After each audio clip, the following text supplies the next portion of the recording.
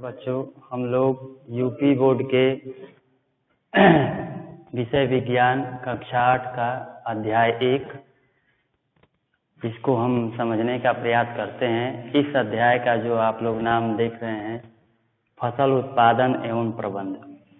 तो इसके पहले हम जानने का प्रयास करें कि फसल उत्पादन एवं प्रबंध, ये फसल किसे कहेंगे, इसका उत्पादन क्यों आवश्यक है और प्रबंधन।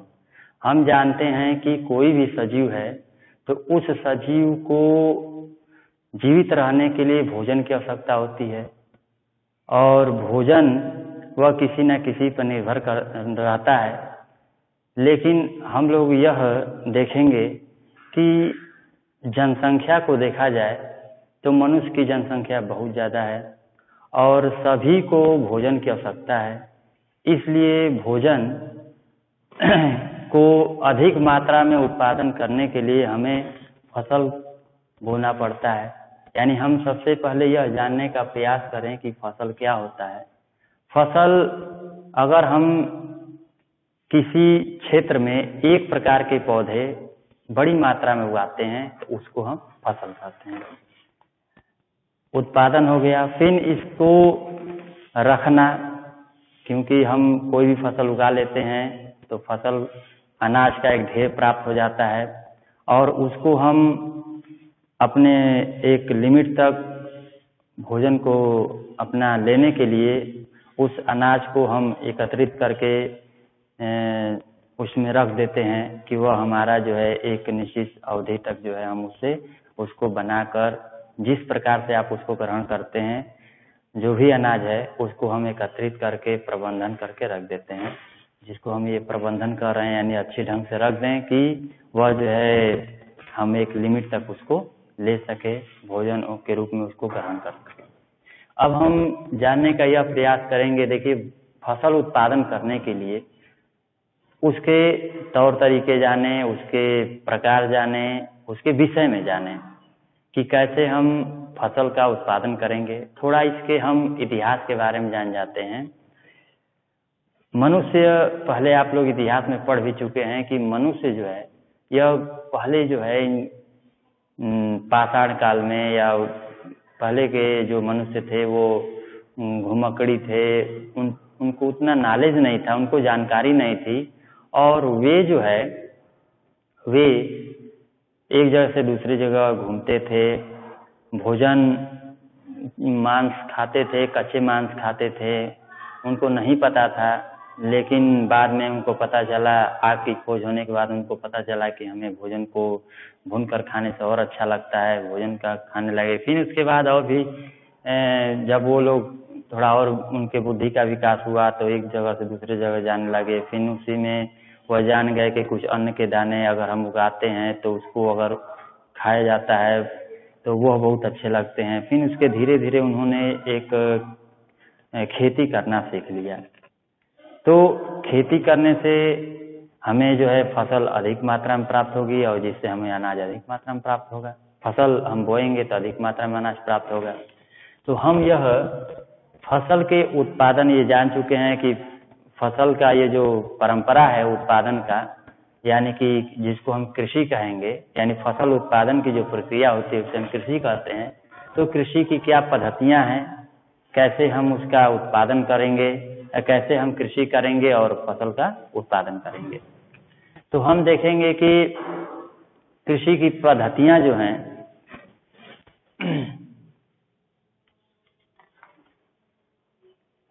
कृषि की पद्धतियों में अगर हम आते हैं तो देखते हैं कि जो फसल होते हैं, यह फसल मुख्यतः 3 प्रकार के होते हैं।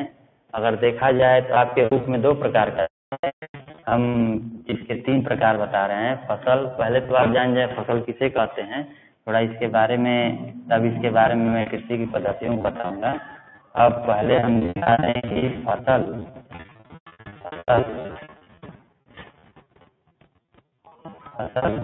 किसे कहते हैं।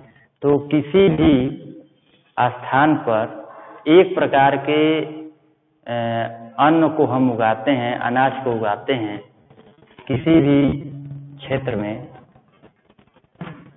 किसी क्षेत्र में एक प्रकार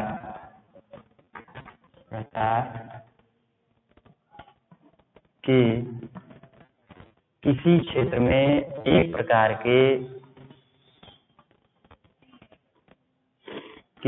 में एक प्रकार के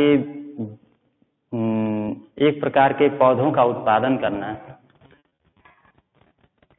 के पौधों का मतलब आपके अनाज से मतलब होगा, अनाज के सामान्यतः किसी क्षेत्र में एक प्रकार के पौधों यानी अनाज के को उगाना आपका कहलाएगा, इसे हम कहेंगे फसल उगाना। फसल कहते ये होता है आपका फसल उगाना। फिर कृषि की पद्धतियां हैं, यानी क्या तरीके हैं। तो फसल देखिए, हम फसल को अगर बांटना चाहें तो फसल जो है 3 प्रकार के हम बांट सकते हैं। फसल के प्रकार जिसको हम लिख नहीं रहे, फसल के प्रकार में इसको हम 3 प्रकार के लिख सकते हैं। एक आपका हो जाएगा खरीफ की फसल,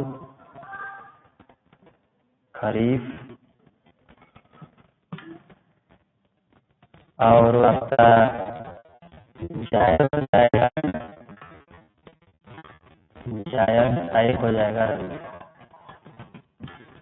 रबी की फसल। रबी की फसल हो जाएगा, या रबी फसल भी सीधे कह सकते हैं, रबी फसल। खरीफ की फसल हो जाएगा और जायद की फसल हो जाएगा। ये मुख्यतः 2 ही प्रकार का इसको और इसको आपके जो किताब में पाठ्यक्रम जो दिया है केवल ये 2 प्रकार का लिया है, लेकिन एक और होता है जिसको हम जायद की फसल कहते हैं।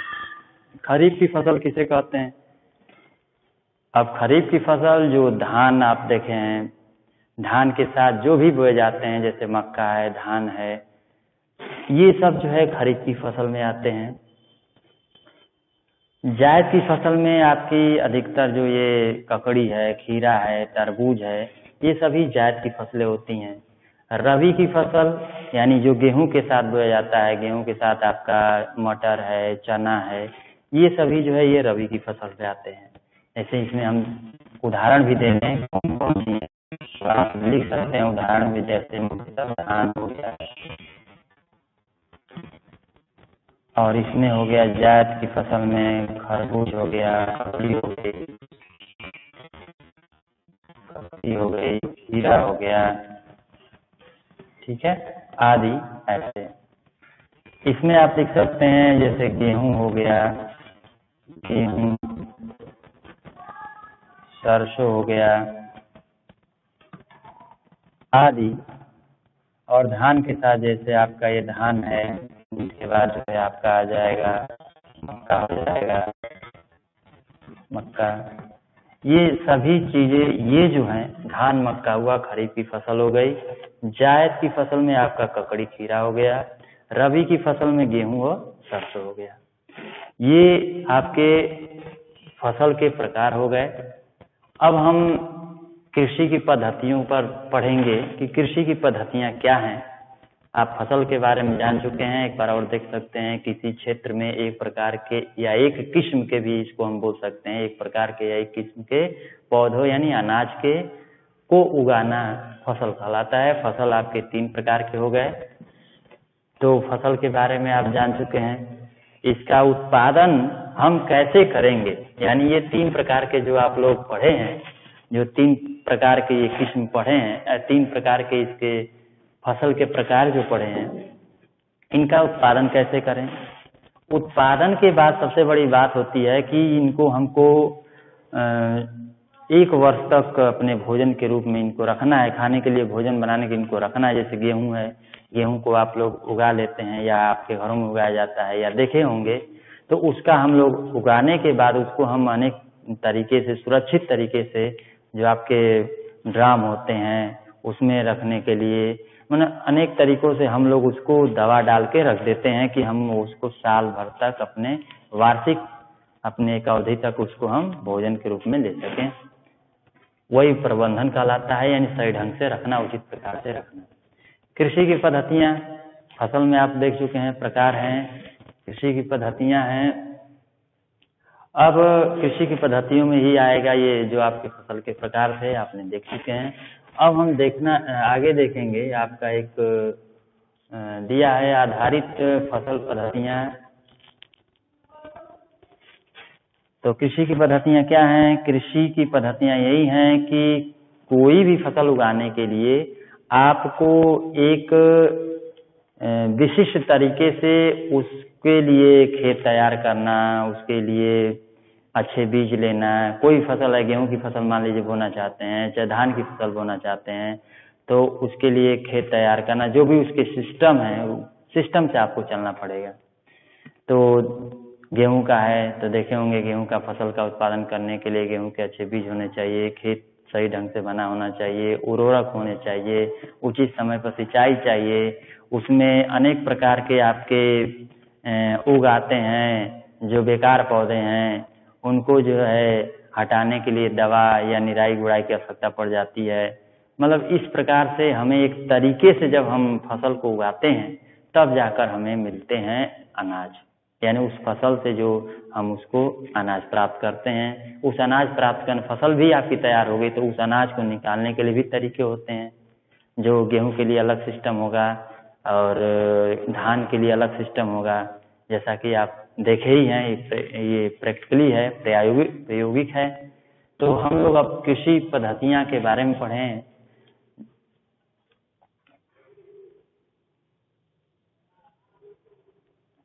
जैसे आपका कृषि पद्धतियों में हम लिख सकते हैं मिट्टी तैयार करना। कृषि पद्धतियां कोई भी हम अगर हम करेंगे, किसी फसल को उत्पादन करने का तरीकों में एक सामान्य प्रोसेस से गुजरना होगा, हम लोगों को एक समान प्रक्रिया से गुजरना होगा। तो सबसे पहले कोई भी हम फसल बोते हैं, यानी को अनाज के कड़ बोते हैं, बीज बोते हैं, तो सबसे पहले हमारा मिट्टी का तैयार होना जरूरी है। मिट्टी तैयार करना, मिट्टी तैयार करना, ये सबसे महत्वपूर्ण चीज है, मिट्टी तैयार करना। जैसा कि हम बता रहे हैं, मिट्टी तैयार करना। कोई भी फसल बोते हैं तो मिट्टी तैयार करना, यानी कि अच्छी प्रकार से मिट्टी हो, निराई गुड़ाई हो, उसमें अनेक प्रकार के जो पत्थर न हो या घास कह सकते हैं, घास न हो, भुरभुरी मिट्टी होनी चाहिए। तो पहले हम मिट्टी तैयार करते हैं। मिट्टी तैयार करने के बाद हम तब जाकर बुआई करेंगे। बुआई आप लोग देखे होंगे, मिट्टी तैयार करने में पहले तो मान लीजिए कि बैल थे तो किसान लोग जो है उससे हल से जो है बैल को लेकर अपना खेत तैयार कर लेते थे। लेकिन आजकल देखिए आधुनिक युग हो चुका है और आजकल ट्रैक्टर से अनेक औजार आ चुके हैं, अनेक विशिष्ट मशीनें आ चुके हैं कृषि को आसान बनाने के लिए। तो उससे हम ट्रैक्टर से खेत को तैयार कर लेते हैं। फिर अब है बुआई का, जो दूसरा आपका देख रहे हैं इसमें प्रोसेस, कृषि पद्धतियां में दूसरा है बुआई। तो बुआई क्या चीज है और इस पर ये महत्वपूर्ण भूमिका ये भी है, इसके एक एक पॉइंट ये कृषि पद्धतियां में बहुत महत्वपूर्ण है। बुआई में कैसे हम बुआई करें, और इसमें जो है आपका बीजों का विशेष रूप से बीजों को लेना, अच्छे किस्म के बीजों को, उन्नतशील बीजों को लेना एकदम अनिवार्य होता है। अगर कोई किसान सब कुछ सही करता है और बीज ही अगर वह बेकार लेता है तो वह अच्छी फसल नहीं तैयार कर सकता है। इसलिए बीजों का, उचित बीजों का होना बहुत ही महत्वपूर्ण है यह, और इसके लिए सरकार भी योगदान देती है कि किसान, क्योंकि हम लोग जानते हैं कि हमारा भारत जो है कृषि प्रधान देश है, और कृषि प्रधान है इसलिए हमको फसल, इसलिए हम ये कृषि होने के कारण अगर ये कृषि ही अगर में सही ढंग से नहीं होता है तो हमारी भारत की अर्थव्यवस्था प्रभावित हो जाती है। इसलिए बुआई में यह महत्वपूर्ण है कि बुआई के लिए उचित बीजों का प्रबंध करें। और तीसरा पॉइंट हम देख रहे हैं जिसको हम खाद एवं उर्वरक देना। तीसरा पॉइंट है खाद एवं उर्वरक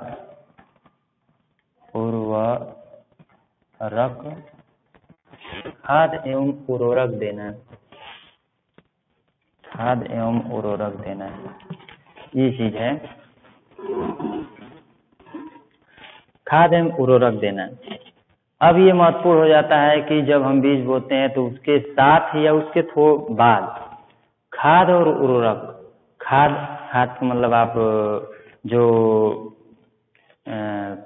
जानवरों के अपशिष्ट होते हैं या पेड़ पौधे के जो अपशिष्ट होते हैं, जैसे उनकी पत्तियां हैं वो गिर चुकी हैं, और पशुओं के अपशिष्ट पदार्थ हैं उनके जैसे मल मूत्र हैं, अगर उनको हम देखते हैं कि किसान लोग कई जगह गड्ढे बना के या किस विशिष्ट तरीके से उनको अगर हम एकत्रित करते हैं और उसको हम परिवर्तित कर देते हैं, जो परिवर्तित रूप मिलता है वह खाद कहलाता है, और वह बहुत ही अच्छा होता है पौधों के लिए। उसमें पोषक तत्व भरपूर मात्रा में पौधों को मिलते हैं, इसलिए खाद हो गया।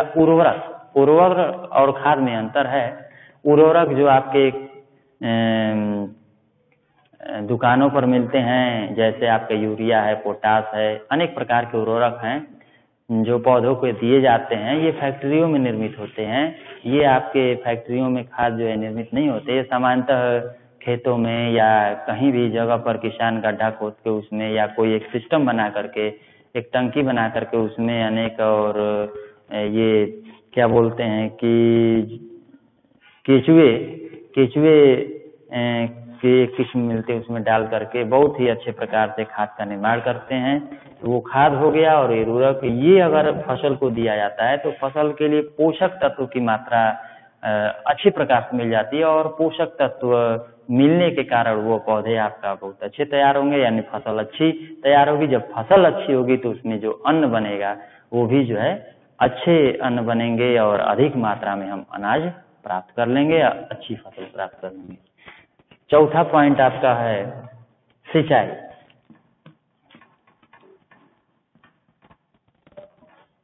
सिंचाई सब कुछ होते हुए हम जानते हैं, देखिए एक बात हम बताना चाहते हैं कि पौधे का न तो हाथ है न पैर है, उसको भोजन बनाना है। सभी जानते हैं कि पौधे का भोजन बनता है पत्तियों में,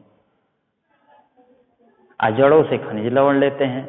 तो जड़ों से जब खनिज लवण लेते हैं तो उनके हाथ तो है नहीं कि हाथ से उठाकर वो पत्तियों में पहुंचा लेंगे। खनिज लवण लेने का उनका एक ही तरीका है कि वह जड़ों के द्वारा ही लेते हैं।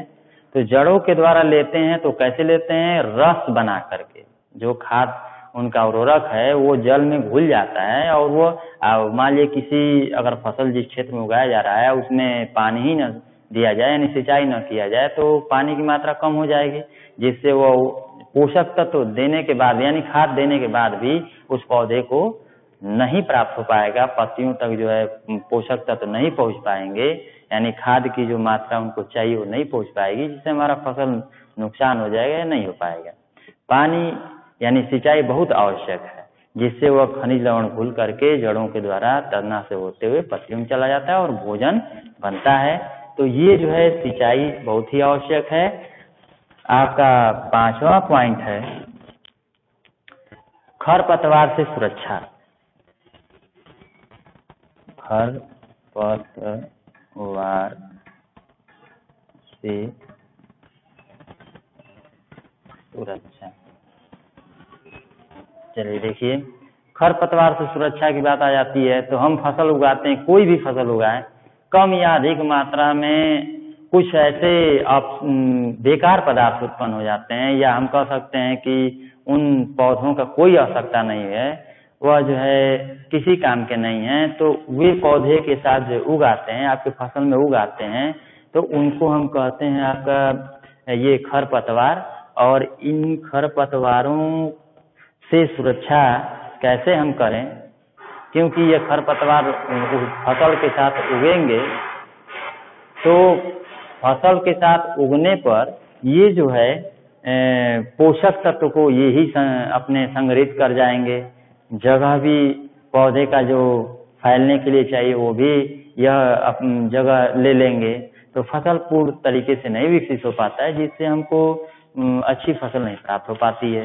तो इसके लिए खरपतवार से सुरक्षा जरूरी है, और खरपतवार को नष्ट करने के लिए बहुत सी दवाएं हैं, खरपतवार नाशी रासायनिक पदार्थ मिलते हैं, या किसान उसको मेहनत करके उसको एक एक करके चुन ले, उस फसल से हटा दे, ये भी एक तरीका है, वो श्रम का तरीका है। एक दवा के द्वारा, रासायनिक पदार्थों के द्वारा भी फसल का जो है हम खरपतवार से सुरक्षा करते हैं। और छठवां हम देखेंगे कटाई।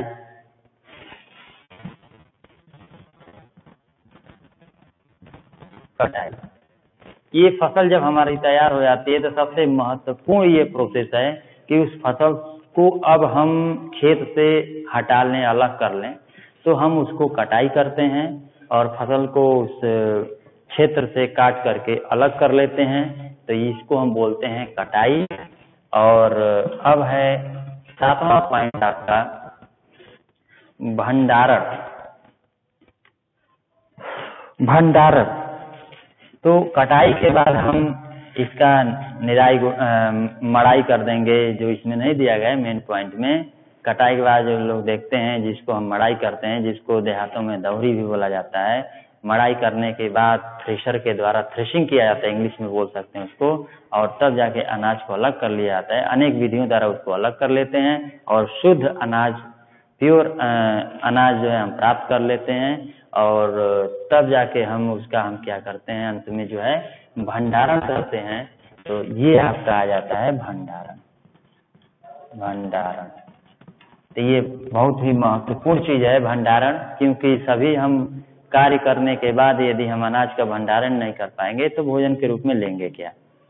और सजीव के लिए सबसे महत्वपूर्ण है भोजन, तो ये भंडारण भी उचित तरीके से होना चाहिए।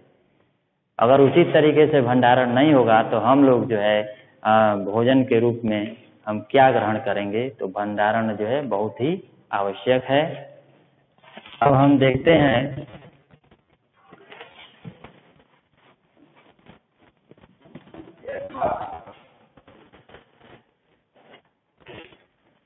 अब आप लोग इसमें देख चुके हैं, अब प्रमुख चीजों के बारे में एक देख लिया जाए। मिट्टी तैयार करना, एक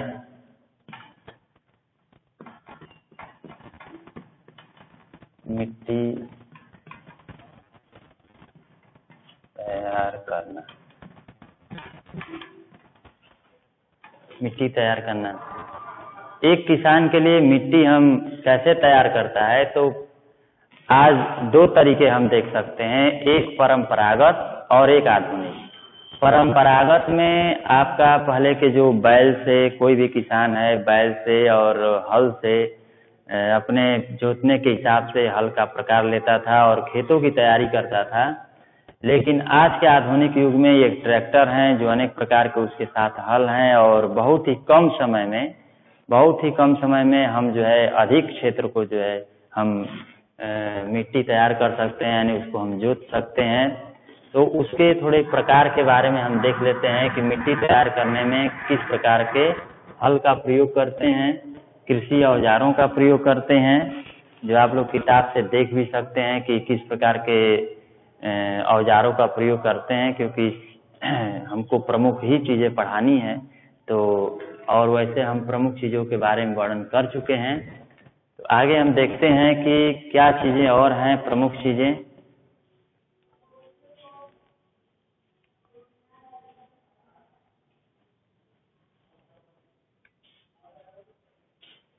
चलिए हम देखते हैं उर्वरक और खाद क्या होता है। ये चीज बहुत ही महत्वपूर्ण है, उर्वरक और खाद।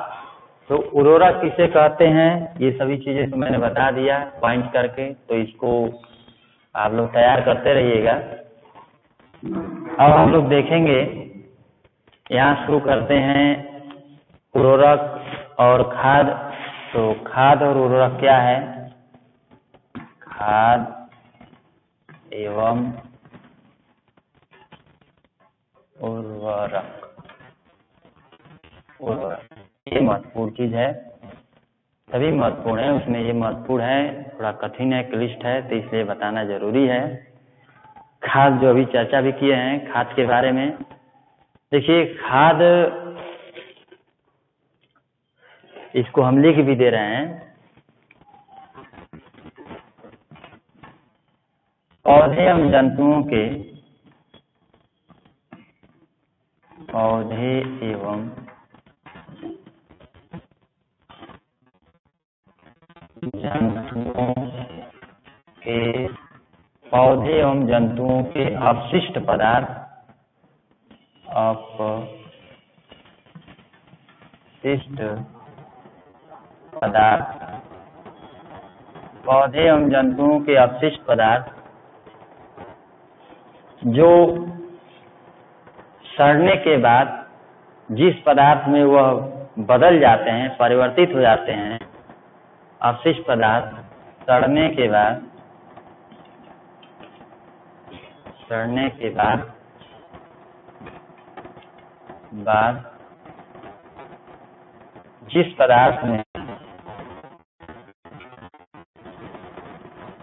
जिस पदार्थ में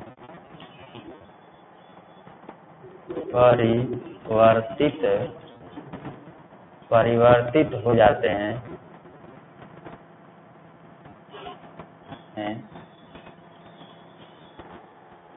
उसे खाद कहते हैं,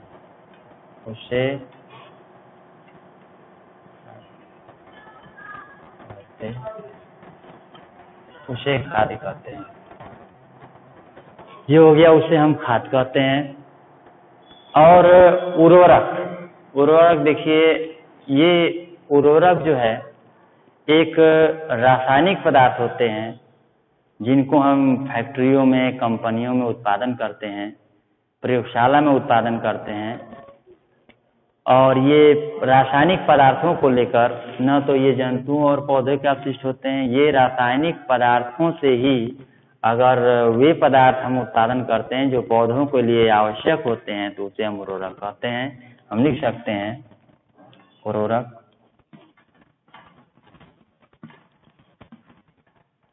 वे पदार्थ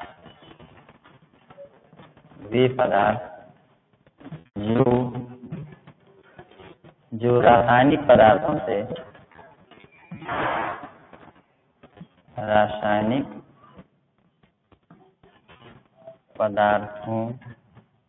पदार्थों से निर्मित होते हैं,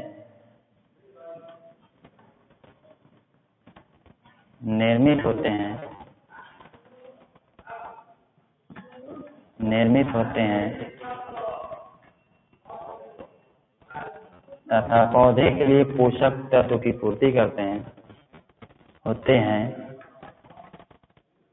हैं और पोषक तत्व पौधे को पोषक तत्व की पूर्ति करते हैं। पौधे को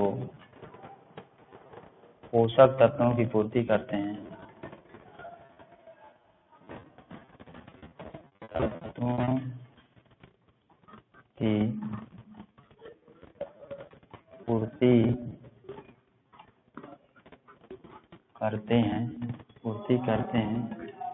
पूर्ति करते हैं, उसे उर्वरक कहते हैं। ये चीजें होती हैं आपके खाद। और एक बार और देख सकते हैं आपकी खाद पौधे एवं जंतुओं के अपशिष्ट पदार्थ जो सड़ने के बाद जिस पदार्थ में परिवर्तित हो जाते हैं, उसे हम खाद कहते हैं। और ये खाद करते हैं, और ये पौधे के लिए आवश्यक होते हैं। ये खाद करते हैं, ये पौधे को पोषक तत्व प्रदान करते हैं, पोषक तत्व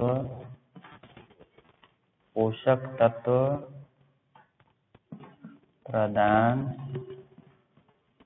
करते हैं, पोषक तत्व प्रदान करते हैं, ये चीज है। इसमें अंतर अगर देखना हो आप देख सकते हैं, इसका शॉर्ट स्क्रीन भी ले सकते हैं।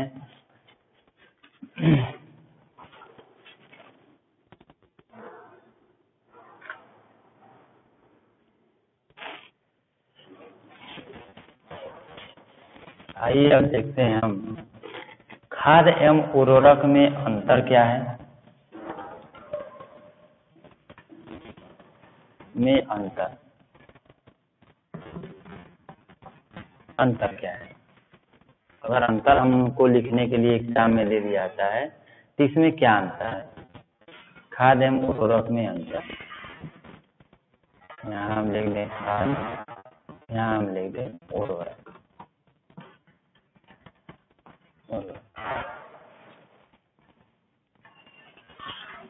ये देखते हैं, खाद एक प्राकृतिक पदार्थ है, ये प्राकृतिक होता है, प्राकृतिक पदार्थ है और गोबर एवं पौधों के अवशेषों से प्राप्त होता है। खाद्य जो है प्राकृतिक पदार्थ है और इसको हम लिख सकते हैं, ये परिभाषा भी इसको मान सकते हैं, खाद एक प्राकृतिक पदार्थ है, यह एक प्राकृतिक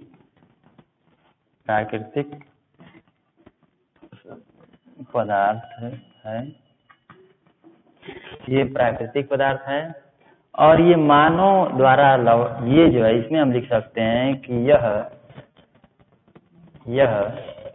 मानव द्वारा निर्मित, यह मानव द्वारा निर्मित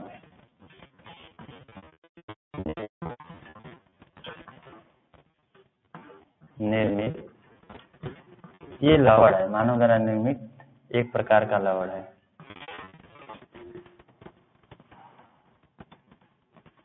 एक प्रकार का लवण हो जाएगा। दूसरा अंतर हम देख सकते हैं इसका उत्पादन फैक्ट्रियों में होता है, इसका उत्पादन फैक्ट्रियों में होता है, इसका उत्पादन जो है आपका खेतों में ही किया जा सकता है। इसका उत्पादन कह सकते हैं कि इसका उत्पादन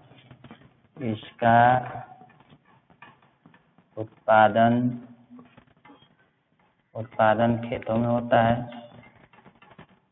खेतों में होता है और इसका लिख सकते हैं कि इसका उत्पादन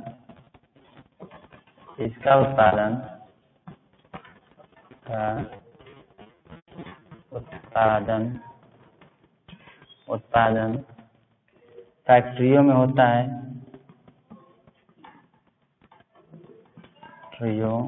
फैक्ट्रियों में होता है। तीसरा हम देख सकते हैं, तीसरा चीज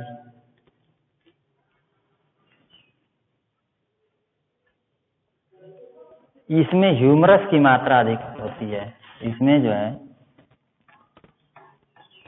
लिख सकते हैं कि इसमें ह्यूमस की मात्रा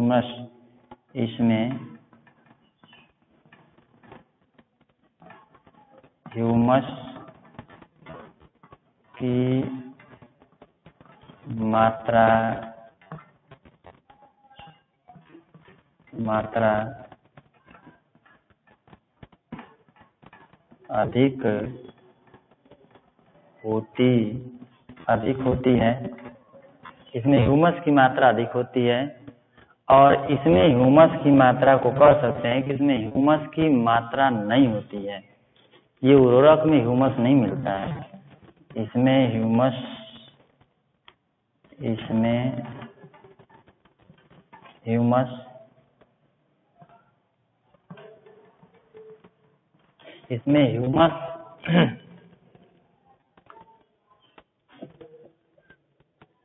ह्यूमस, इसमें ह्यूमस की मात्रा अधिक होती है, इसमें ह्यूमस नहीं मिलता है,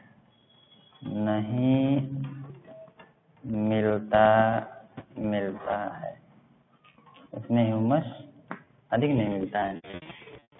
एक और हम देख सकते हैं लास्ट अंतर के रूप में,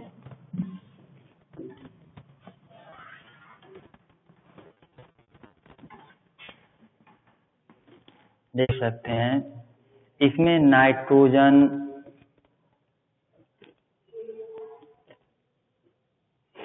इसमें पोषक तत्व कम होते हैं, इसमें पोषक तत्व अधिक होते हैं। तो इसको हम लिख सकते हैं कि उर्वरक की अपेक्षा खाद में पोषक तत्व कम होते हैं, यानी तुलनात्मक रूप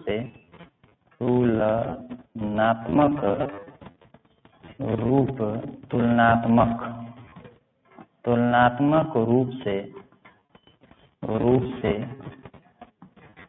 पोषक तत्व कम होते हैं, पोषक तत्व कम होते हैं। इसमें हम लिख सकते हैं कि इसमें पोषक तत्वों की मात्रा प्रचुर होती है, इसमें पोषक तत्वों की मात्रा प्रचुर होती है। चलिए आइए एक बार और समझने का प्रयास करते हैं। खाद और उर्वरक, इसको यह जो है प्राकृतिक पदार्थ है, और जो प्राकृतिक पदार्थ है, और इसके बाद इसमें और लिख सकते हैं कि गोबर तथा पौधों के अपशिष्ट से प्राप्त बनते हैं। पौधों के, ये अंतर है तो हम लिख सकते हैं, ये लिखने की आवश्यकता नहीं है, अंतर ही देना है, परिभाषा तो नहीं। अगर परिभाषा के रूप में इसको लिख सकते हैं कि यह प्राकृतिक पदार्थ है जो गोबर और पौधों के अपशिष्ट पदार्थों से निर्मित होते हैं और पौधों के लिए बहुत ही आवश्यक होते हैं या आवश्यक तत्वों की पूर्ति कराते हैं। खाद के रूप में हो गया उर्वरक, यह मानव द्वारा निर्मित एक प्रकार का लवण है। दूसरा के रूप में इसको हम लिख सकते हैं खाद में दूसरा, इसका उत्पादन खेतों में होता है, जबकि उर्वरक का उत्पादन जो है फैक्ट्रियों में होता है।